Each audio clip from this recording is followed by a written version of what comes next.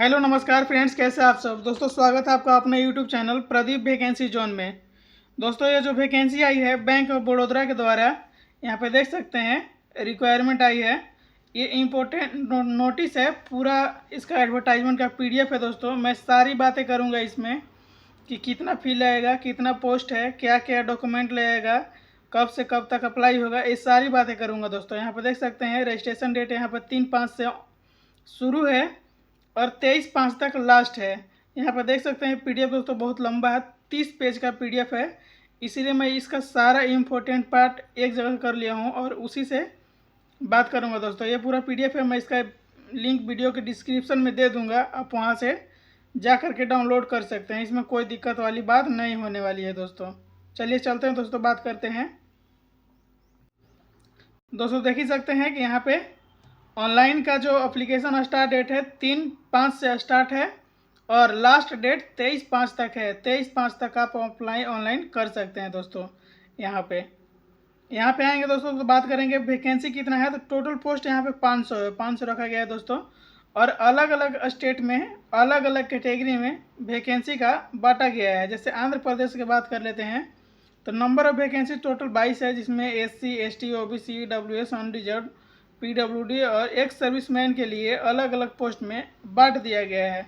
कि जैसे आंध्र प्रदेश के ही केवल बात कर लेते हैं तो टोटल 22 पोस्ट में 3 पोस्ट है SC का, 1 पोस्ट है ST का, BC का है 5, EWS का है 2, अनरिजर्व का है 11 और PWD में 5 है, एक सर्विसमैन का। इस तरह पोस्ट का बंटवारा किया गया है। दोस्तों समझ गए। यहाँ से फिर आते हैं और देखते हैं दोस्तों कि पोस्ट का जो क्वालिफिकेशन है वो क्या कर रहने वाली है। दोस्तों क्वालिफिकेशन आपको 10th पास होना चाहिए किसी भी रिकॉग्नाइज्ड इंस्टीट्यूट से, जो कि भारत का होना चाहिए।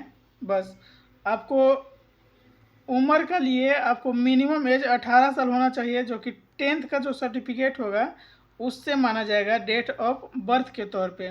और मैक्सिमम एज 26 साल होना चाहिए।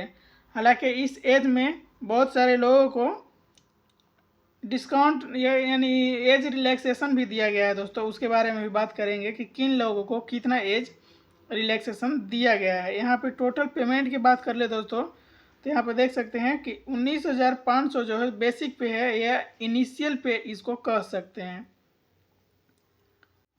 लेकिन यहाँ पे बाकी सबको जोड़ के 37,815 रुपये आपको दिया जाएगा। जैसे TA DA HRA ये सब जोड़ा जाएगा तो आपको टोटल पे 37,815 रुपया मिलेगा आपको हाथ में। ठीक है दोस्तों, यहाँ पे बैक आते हैं, थोड़ा सा देखते हैं कि एज रिलैक्सेशन के बारे में। एज आपको 1/5/24 तक मिनिमम एज, मतलब आपको 1/5/24 तक 18 वर्ष का उम्र हो जाना चाहिए, तभी आप फॉर्म भर सकते हैं। ठीक है।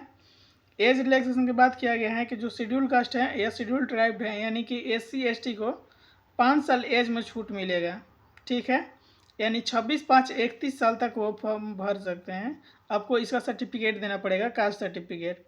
उसी तरह OBC वालों को 3 साल छूट मिलेगा, यानी 26 और 3 29 साल इन लोगों को मिलेगा।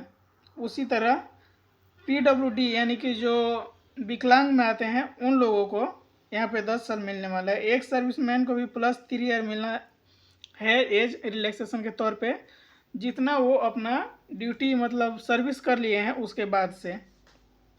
ठीक है दोस्तों, यहाँ पे बैक आते हैं, थोड़ा सा देखते हैं कि एप्लीकेशन का फ़ी कितना लगने वाला है, या इंटीमेशन फ़ी इसको बोल सकते हैं दोस्तों। तो अनरिजर्व कैटेगरी OBC EWS इन लोगों को 600 रुपये पेमेंट यहाँ पे देना है। और जो 100 रुपये है ये पेमेंट है उन लोगों के लिए जो SC ST PWD में आते हैं, एक सर्विसमैन में आते हैं और वोमेन किसी भी कैटेगरी के फीमेल हो उनको 100 रुपये पेमेंट देना है एप्लीकेशन फ़ी के तौर पे। ठीक है, यहाँ पे आते हैं दोस्तों, यहाँ पे सिलेबस भी जारी कर दिया गया है, लोकेशन ऑफ पोस्टिंग भी जारी कर दिया गया है। लोकेशन ऑफ पोस्टिंग यहाँ पे देख सकते हैं दिया गया है। लोकेशन ऑफ पोस्टिंग आपको उस जगह पे होगा, मान लीजिए बिहार में दिया है तो बिहार में बैंक ऑफ बड़ौदा जहाँ पे होगा वहाँ पे आपको पोस्टिंग देगा, ये तो जाहिर सी बात है। इसी तरह पोस्टिंग सारे स्टेट का अलग अलग दिया गया है। पीरियड प्रोहिबिशन पीरियड जो है वो भी दिया गया है, आपको 6 महीना पीरियड प्रोहिबिशन दिया गया है दोस्तों। आप यानी कि ये होता है कि नौकरी से 6 महीने पहले आप मतलब माना जाएगा कि आपका हो गया है 6 महीने आप जो कर सकते हैं। ठीक है, यहाँ पे देख सकते हैं सिलेक्शन प्रोसेस के लिए ऑनलाइन टेस्ट लिया जाएगा, यानी कि CBT जो बोलते हैं, CBT एक एग्ज़ाम लिया जाएगा। उसमें आपको 4 तरह के प्रश्न पूछे जाएंगे। 4 तरह के प्रश्न होगा। सबसे पहले जनरल इंग्लिश लैंग्वेज होगा, फिर जनरल अवेयरनेस होगा, एलिमेंट्री मेथड अर्थमेटिक होगा और रीजनिंग होगा। दोस्तों यहाँ पे टोटल 100 प्रश्न होंगे, 100 मार्क के होंगे, यानी एक प्रश्न के लिए 1 मार्क्स मिलेगा। टोटल 80 मिनट आपको समय मिलेगा और इतना लैंग्वेज में आप एग्ज़ाम दे सकते हैं। हालांकि ये लैंग्वेज अलग अलग डिस्ट्रिक्ट, अलग अलग स्टेट के लिए अलग अलग कर दिया गया है। आप अलग स्टेट से हैं तो अपना लैंग्वेज सिलेक्ट कर सकते हैं, उसके बारे में भी बात करेंगे दोस्तों। ठीक है, नेगेटिव मार्किंग है वो कितना है उसके बारे में भी बात करेंगे, कितना मार्क नेगेटिव आपको मिलने वाले हैं। यहाँ पे देख सकते हैं जो ऑनलाइन एग्ज़ाम होगा उसके लिए, जैसे आंध्र प्रदेश है तो आंध्र प्रदेश में हिंदी इंग्लिश तेलुगु आप सिलेक्ट कर सकते हैं। वहीं पे उसका लोकल लैंग्वेज है तेलुगु या उर्दू, वहाँ पे लोग जो बोलते हैं वो लोकल लैंग्वेज है। उसी तरह सारे स्टेट, जैसे बिहार का है, बिहार का इंग्लिश और हिंदी सिलेक्ट कर सकते हैं। हिंदी या उर्दू लोकल लैंग्वेज है जो कि यहाँ पे बोलते हैं, वो आपको आना चाहिए। इसी तरह अदर स्टेट में टोटल 27 जो स्टेट हैं उन लोगों के लिए जारी किया गया है। ठीक है, यहाँ पे आएंगे दोस्तों तो बात करेंगे एग्जामिनेशन सेंटर का और पेनाल्टी फॉर रॉन्ग आंसर, यानी कि नेगेटिव मार्किंग। नेगेटिव मार्किंग होगा 0.25। एक प्रश्न गलती करेंगे 0.25 आपका नंबर कट जाएगा, जो आप क्वेश्चन सही बनाए होंगे उसमें से। ठीक है दोस्तों, यहाँ पे बात करते हैं कि एग्जामिनेशन सेंटर जो है वो अलग अलग स्टेट में अलग अलग जगह दिया गया है, यानी कि स्टेट वाइज ही आपको एग्ज़ाम देने के लिए सेंटर मिल जाएगा। आपको कहीं दूसरे स्टेट में जाने की ज़रूरत नहीं है।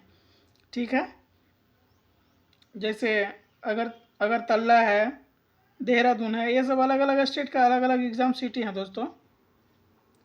उसी तरह ये भी है, पूरा एग्ज़ाम सिटी जो है बहुत दिया गया है, कहीं भी आप एग्ज़ाम दे सकते हैं, अपने अनुसार चूज करने का ऑप्शन आपको मिलेगा। यहाँ पे देख सकते हैं कि दिया गया है कि आप एग्ज़ाम हॉल में क्या क्या लेकर के जा सकते हैं। आप मास्क लेकर जा सकते हैं, ग्लव्स अपना पहन सकते हैं, पर्सनल ट्रांसपेरेंट वाटर बोतल, यानी कि जिसमें प्लास्टिक ना लगा हुआ हो वो लेके जा सकते हैं, हैंड सैनिटाइज़र लेके जा सकते हैं जो मिनिमम 50 ml का होगा। उसी तरह यहाँ पे 8 तरह का इंस्ट्रक्शन दिया गया है, ये आप कर सकते हैं। यहाँ पे आते हैं दोस्तों कि कैसे अप्लाई करना है, कैसे अप्लाई करना है उसके बारे में बात करते हैं। और ये जो नहीं लेके जा सकते हैं वो, जैसे मोबाइल फ़ोन, इलेक्ट्रॉनिक गैजेट, ये सब नहीं लेके जाना होता है, उसी का यहाँ पे दिया गया है।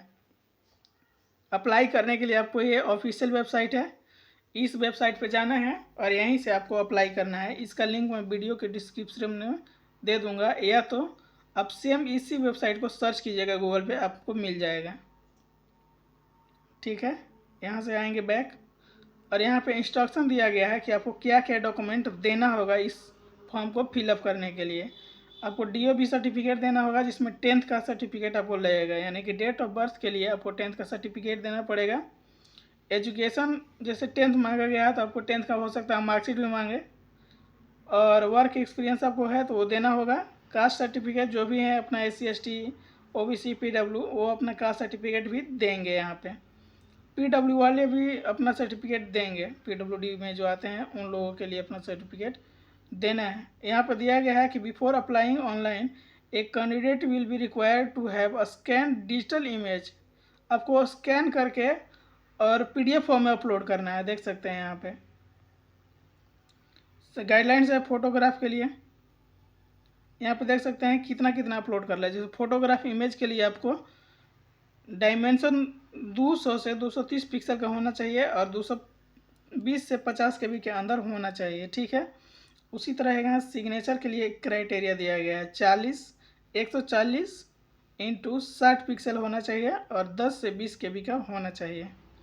ठीक है दोस्तों, अब बस इतना ही था वीडियो के डिटेल में। बाकी आप पूरा PDF डाउनलोड कीजिएगा और अच्छा से पढ़ लीजिएगा। वीडियो अच्छा लगा होगा दोस्तों तो लाइक शेयर सब्सक्राइब ज़रूर कीजिएगा। नमस्कार।